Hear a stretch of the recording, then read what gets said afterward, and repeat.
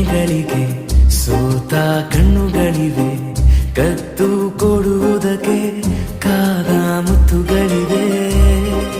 ಬೆರಳುಗಳು ಸ್ಪರ್ಶ ಬಯಸುತ್ತಿವೆ, ಮನದ ಒಳಗೊಳಗೆ ಎಷ್ಟೋ ಆಸೆಗಳಿವೆ.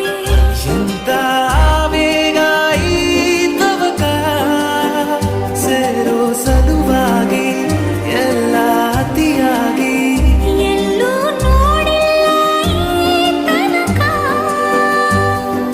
ಪ್ರೀತಿಗೆ ಒಂದ್ ಹೆಜ್ಜೆ ಮುಂದಾಗಿವೆ.